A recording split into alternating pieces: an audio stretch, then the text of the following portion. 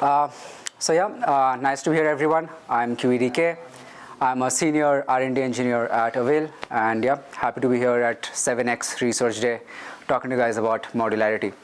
So, a lot of you guys have probably seen the announcements that have gone out on Twitter today. We announced our fundraise for 27 million for seed funding, as well as the Avail Trinity. So let's delve into what we are sort of going to be building going forward into 2024 and even 2025. Right. So here's the big picture that we sort of have today, right?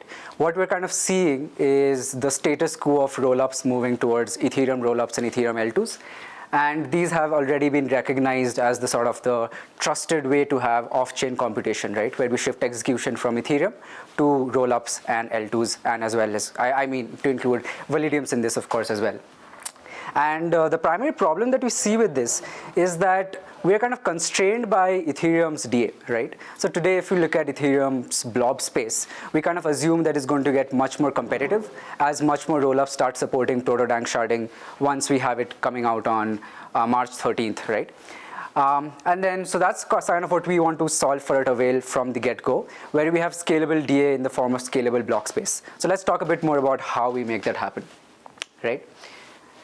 So of course, the big problem that we have with the picture today is that there is too much fragmentation going on, right? So let's say you have Arbitrum, let's say that you have Optimism, let's say you have Polygon CDK chains. There is no seamless way to sort of interop between them. And that's sort of what we want to solve for. And that we want to do it with the Avail Trinity. So with Avail Trinity, we have three primary products that we're kind of expanding our focus towards. One is Avail DA, the tried and trusted DA that you guys have already heard of, and that probably a lot of rollups use today in the form of dimension rollups or Carnot rollups or any sort of the different RAS solutions that we sort of have. What we are going to talk about today as well is Avail Nexus, unified layer for rollups, and finally Avail Fusion, a shared security layer where you derive security from multiple tokens. So let's delve into how the big picture can look, right? So of course, at Avail, we understand the need to solve for fragmentation at the very earliest, right? Like surely we are enabling rollups using DA. We are enabling for scalable blob space. But how do we address all of these rollups and how do we kind of have them communicate with each other seamlessly? And that's where you have Avail Nexus. It allows you to unify rollups across Web3. Sure, some of them don't even need to be EVM. It can be EVM, it can be SVM. As long as it follows a certain set of parameters that are loosely defined, we can kind of have them unified in one single layer. And this coordination of value, there is a certain problem with how we can kind of make it happen without economical incentives, right? So to address that, we have Avail Fusion, which is a shared security layer, or rather more like a shared economic security layer that we'll kind of expand on right after this. So let's talk a bit about Avail DA, right? What makes Avail DA good, all right? What makes Avail DA work? So firstly, we are, as far as I know, the only validity proof-based DA layer in the system. What that basically means is we have very easy verifiability. We have KZG polynomial commitments, which make Avail DA suitable across different rollups in this particular space, right? So what this also means is that you, as a user of a protocol that is probably a rollup, can actually verify the state of your rollup trustlessly by running these Avail Lite clients. And secondly, of course, the point of scalable blob space. We allow rollups to scale just because blob space is going to be that much cheaper and because we can do it efficiently at scale in production. And of course, as we've announced, Avail DA mainnet will be coming in H1 of 2024. So a bit about Nexus. Nexus is intended to be a permissionless verification hub for unification of different rollups. So it kind of comes with two important facts. One is proof aggregation, and second is sequencer selection. The first, of course, is much more important to us than the second. So what does proof aggregation entail, right? It basically means that as long as certain rollups, either, as I said, EVM, SVM, non-EVM, EVM plus, even hypothetically, as long as you have those loose set of parameters that they're able to abide by, and they're posting data on Avail, we can kind of have a single proof for all of these rollups that allow for seamless interoperability between them.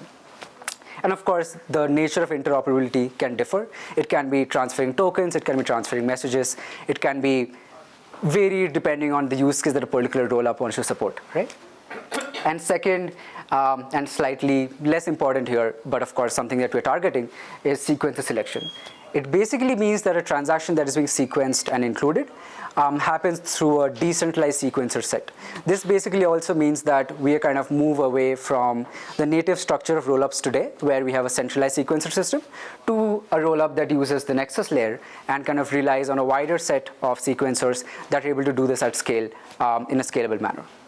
And for this, we're targeting late H2 of 2024.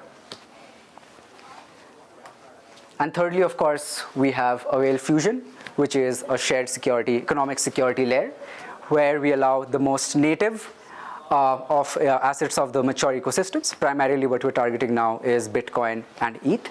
That will provide additional security to Avail network as well as Avail-based rollups. So basically what this entails is that the security of Avail can continue to grow as the security of Fusion also grows in terms of economical value, of course. And secondly, of course, is that it contributes to consensus, right? Because then technically, instead of having just Avail token for staking, you have BTC, ETH, X rollup tokens, hypothetically, that then we can reuse for Avail consensus staking, essentially making the staking layer of Avail that much more secure. And for this, we're targeting 2025. So primarily what that means is that we accelerate the unification of Web3 by enabling modular rollups to scale at large. That's kind of what we are envisioning as we move forward. So maybe we can delve into a bit technical details about what Avail DA currently offers today. So what Avail is today is basically it's a modular base layer. It doesn't really infer the kind of data that is being put on its own chain. And that's sort of what makes DA layers so special, right? Because then the DA layer doesn't have to worry about what the data contains, how to perceive the data, how to translate the data. Any of those considerations don't really apply. Well, the only thing that we really care about is specializing in sequencing, packaging, and publishing data.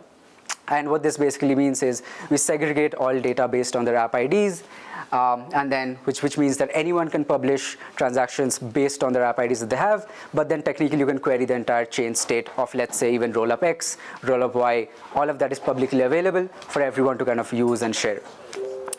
And of course, what we want with that is to have a robust validator set, because of course this is DA means liveness guarantee, so we want it to be as robust as possible. I'll kind of expand on how we make this happen as well right after this. And finally, what we come to the most important part is the part where I said that we do not infer the kind of data that is being posted in Avail. It's sort of what we call a lazy or a dirty ledger blockchain. So basically, and this is what allows any rollups that are interoperating with Avail or with Nexus to use sort of any VM they want. So it can be, like as I said, like you can technically have state machines which have no VMs as well. It's really not a consideration. So we have, I guess our claim to fame would be our light clients that enable data availability sampling. What this basically means is that with the help of polynomial commitments as well as erasure coding, we can kind of have a much more efficient way of verifying that some particular data is correct and that particular data is available. That's sort of the two guarantees that we seek from any data that is posted to Avail. And then this is sort of what having a light client enables, because it means that as a rollup provider X, you can kind of trustlessly verify that your chain state was correct and it is always available. Of course, it means you have to run the light client, but then that also means that it is independent of every other operator. You do not need to trust an Avail validator node. You do not need to trust an Avail full node. In fact, you and person X can run it on different ends of Earth, and then you can just verify that it is actually the data that we are claiming is there is actually there. Which basically means that we can have a massive vibrant ecosystem being built on top, right? You can have L3s, you can have L4s, you can have Validiums, you can have Avail-based sovereign rollups. There's a lot of applications that can kind of take usage of this, especially in the form of what we're kind of thinking will be the way of moving Ethereum rollups forward, which is Validiums, because that basically means that you can derive security from the settlement layer, which will be Ethereum, but then it means that you can also leverage Avail's DA facilities to kind of post data at a much economical scale. So a bit of block production, just talk about DA. We basically send data blobs to Avail using an application ID. So if you have an account, all you have to do is you just go and create your application ID, and then every data that you post is sort of earmarked with that ID. The data blobs get chunked, and we make an end-to-end matrix, and they get segmented according to their app ID. We create row-wise KZG polynomial commitments, and then we perform erasure coding on those commitments. And finally, what makes it scalable, or basically what I mean by adjustable blob space, is that depending on the blob space that we're using right now, we can change the size of the matrix. So let's say a particular blob or a particular block has only, let's say, 4 KB, right, of blob. We can have a much smaller matrix. And then when we have, like, we use the full 2 MB blob space that we have today, we can form a much larger matrix. And this basically means that we don't waste computational power, which makes it much scalable at large. And finally, we have the block header, which contains the commitment, app index, and the matrix size that then we kind of reuse later in the Lite client to verify the data availability guarantees trustlessly. So for the base layer stack, this is for Avail DA, we have USubstrate, which is already known to be quite modular and highly performant. The choice was, of course, ours, and it has worked out. And for consensus, we use Babe and Grandpa. This is primarily to deal with the availability finality dilemma, and where we have Babe as the block production engine, which is important for liveness, because as a rollup, your rollup shouldn't be down, right? Which basically means that you can keep posting to Avail, and in terms of congestion, then the finality slows down, but it doesn't mean that Avail stops. Avail keeps pumping, right? Which means that you can have 2 MB blocks every 20 seconds, and then your rollup is always live in that term. And then finally, we have Grandpa as the finality gadget, which basically, again, allows for much more efficiency, because then we can have finality not on a single block, but on a series of blocks, or rather a chain, which kind of makes this entire system kind of versatile and fault tolerant. So that's sort of where we are with the current stack of Avail DA. We have the Lite client network that I've been talking about for furthering the purposes of trustlessness, where we have written a client from scratch in Rust, and we have an overlay P2P network that is above and our already existing validator or full node sort of a network, right? And we have a Kademlia-based DHT. That's sort of how we populate which cells have to be fetched from, which cells have to be written to. And finally, the DHT is what contains the cell level proofs, which allows a rollup provider X, for example, to kind of verify the correctness of the samples that they are doing. So, which we have shown in testing that we can, with even hundreds or thousands of LCs, we can kind of verify a full block trustlessly. By trustlessly, of course, I mean you do rely on a bootstrapping full node, but you rely on your other Lite clients for everything else. So like you're not making RPC queries to a full node, nor are you making RPC queries to a validator node after the bootstrapping period. So when I mentioned the vibrant ecosystem that I spoke of earlier, this is sort of what we envision. What we kind of see things moving towards are primarily sovereign rollups, validiums, and app-specific chains. We're kind of seeing this already play out in the form of different RAS providers like Dimension, Carnot, as well as there's another one. Let's forget about that. Who knows? And of course, we have optimistic chains that we now term them as optimiums that are sort of coming into view. For example, there is Manta. We already have 3 to 4, I guess. Manta is the most popular one that we have now. And of course, general purpose rollups and L3 chains on top of Ethereum L2s, which was sort of the vision, the rollup vision of Ethereum's roadmap. So L4s, L5s, validiums as a whole, that's what we envision things moving towards. So this is kind of the flow if we had validiums and optimiums today, which we already do. For example, you already have a ZK-AVM validium. We have sovereign stack adapters as well. We have OP stack adapters. We'll be migrating to Polygon CDK validiums going forward as well. We are in talks underway, as well as technological advancements underway, all ready to make it happen. Probably going to come out in somewhere at the end of March. That's what we're kind of targeting for. And what kind of enables all of this is a data attestation bridge that we currently have live on testnet. And of course, when Avail goes mainnet in H1 2024, we will of course have vector data attestation bridge deployed on Ethereum mainnet as well.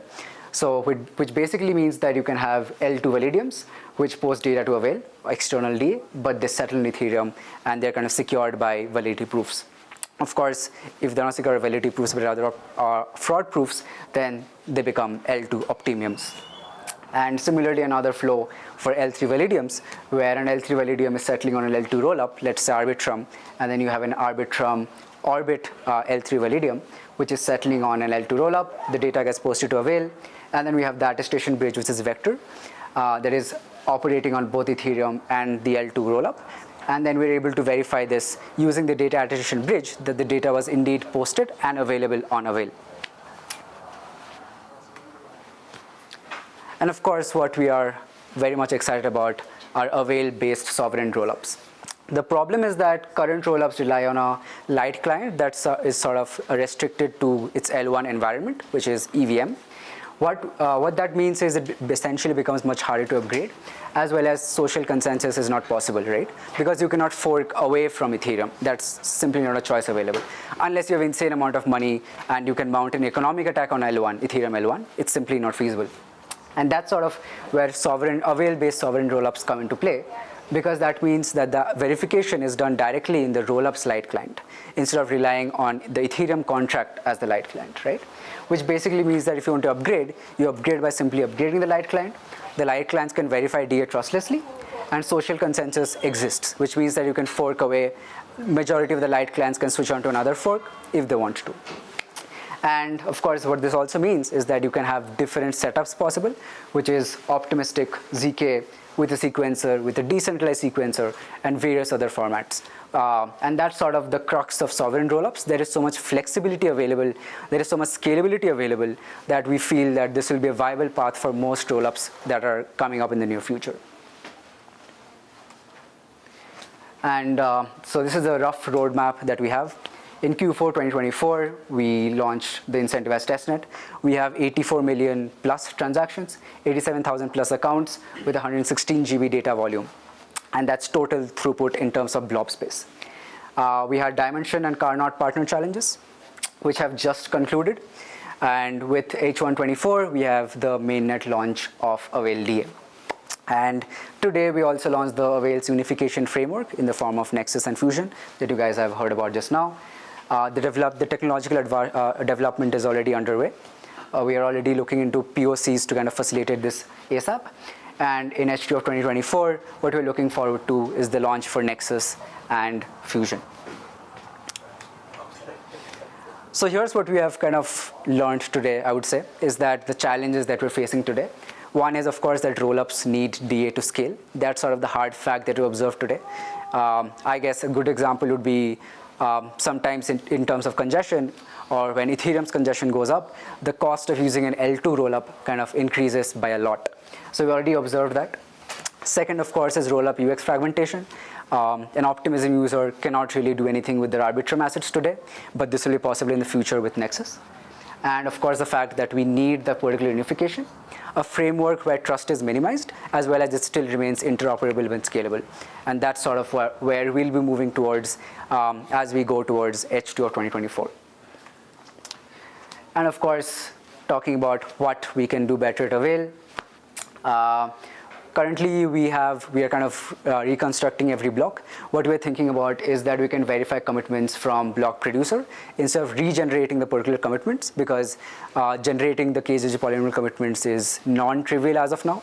Theoretically, in the future, with ASICs, probably it could be much cheaper at scale. But again, like that's probably a different consideration. Second is KZG multi-level proofs, where basically currently we only have row-level commitments. We can sort of optimize on that front.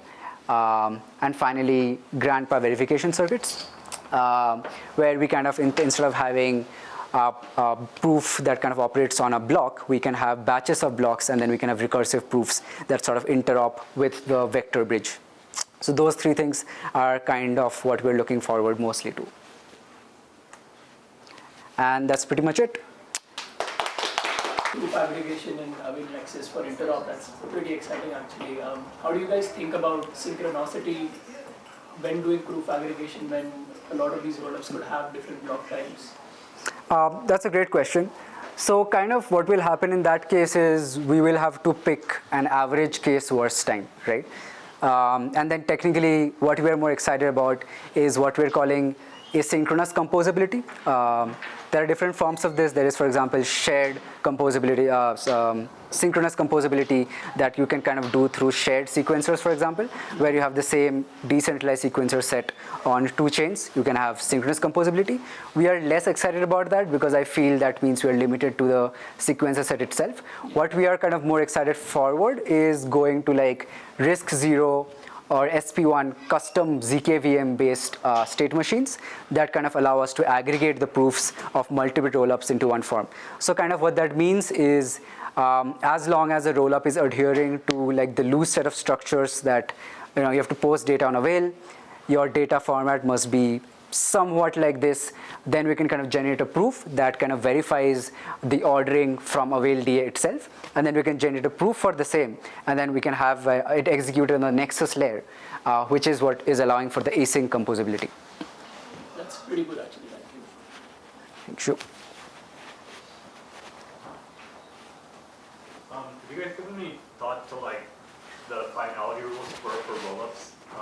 Kind of like in combination with the attestation layer. Like first, the ZK rollup might want to verify that like the data is on the attestation grid for generative something, or Optimium would need data there for it to even be considered valid.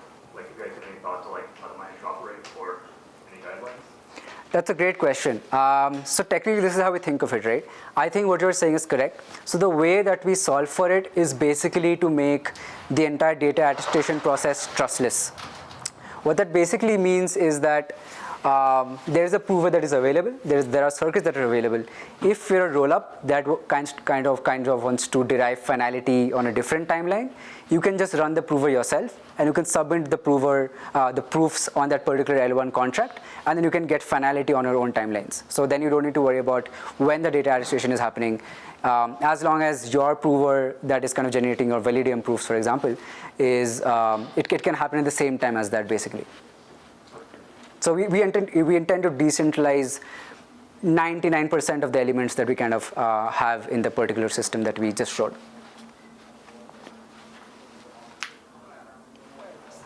It's okay. Yeah. I don't know where this QR goes, but if someone wants to scan and tell me, that's cool. Yeah. It's not a phishing QR. Maybe. Do we have any more questions? Yeah. How do we verify optimistic rollup state? That is a great question. The honest answer is you don't, but you can still have data attestation. So assuming you have an optimistic chain stack, like for example, I guess the current only production grade OP optimistic stack would be Arbitrum, for example. Like, so if you're building using Arbitrum, Nitro Arbitrum Orbit, actually not Nitro, only Orbit, then you can have data attestation happening on Arbitrum through the vector bridge, which basically verifies that the data is correct and available. That's number one. Of course, it means the security assumption reduces from trustless, which we refer to as ZK as trustless. Not exactly correct, but let's leave that aside. It reduces to like you have to trust the validators, which is fine because it's a big validator set. But since you're working fraud proofs, you can say that you're secured by the security of L2 or L1 wherever it's deployed. So in that way, that's sort of the verification that you'll have. The fraud proof finality, which is the actual finality of the chain, as well as the data attestation finality. Okay, thank you. Thanks, everyone.